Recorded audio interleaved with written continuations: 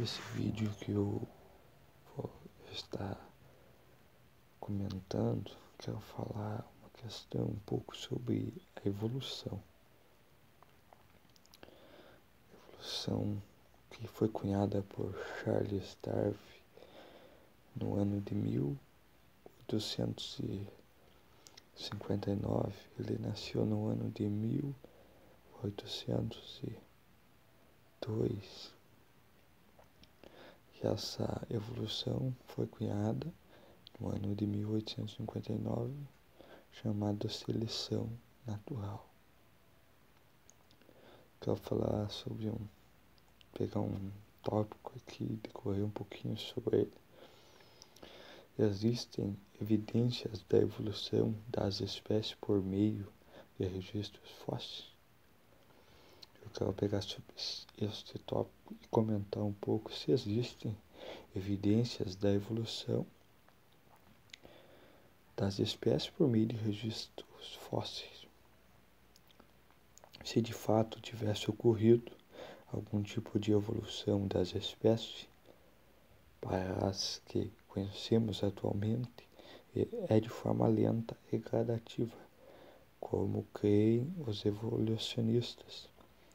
Teríamos de encontrar de forma abundante nas rochas sedimentares da costa terrestre os registros de transição das espécies.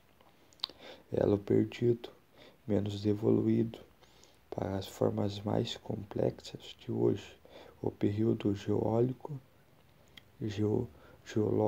da Terra, que segundo os geólogos contém a grande diversidade de fósseis encontrados pré-cambriana e cambriana, não demonstra nenhuma forma de transição que certamente deveria existir de forma alargadamente abundante.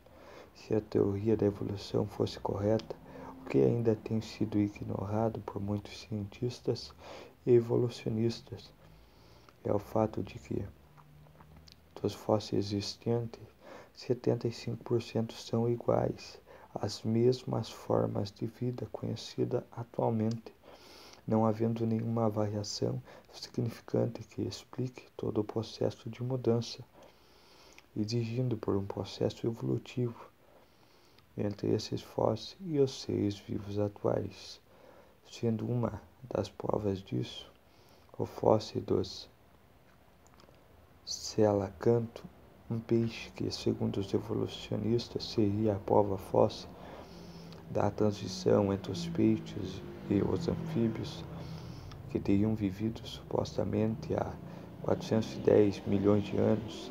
Essa espécie de peixe foi encontrada em 1938 no Oceano Índico. De lá para cá, já foram encontrados mais de 200 desses peixes, e eles não vivem a menos de 180 metros de profundidade, muito longe da superfície da Terra. Para ser um candidato fóssil, a forma de transição de peixe para anfíbio. O paleontólogo David Ruppert, do Museu Field da História Natural, o museu ostenta uma das maiores coleções de fósseis do mundo, afirmou, agora cerca de 120 anos depois de Darwin, o conhecimento do registro fóssil se expandiu muito. Temos hoje 250 mil fósseis de espécies, mas a situação não mudou muito. O registro da evolução é surpreendentemente espasmódico e, por ironia, temos até menos exemplos de transição evolutiva do que tínhamos na época de Darwin. Lennox, 2009, página 160 a 161. Como afirmou o cientista e professor de bioquímica da Universidade Leide, na Pensilvânia, Michel Bell, sobre essa questão, não é de se espantar que os paleontólogos tenham ignorado a evolução por tanto tempo. Aparentemente, ela jamais ocorreu. A coleta cuidadosa de materiais na face de penhasco mostra oscilações em zigue-zague pequenas e uma acumulação muito rara de leves mudanças no decorrer de milhões de anos.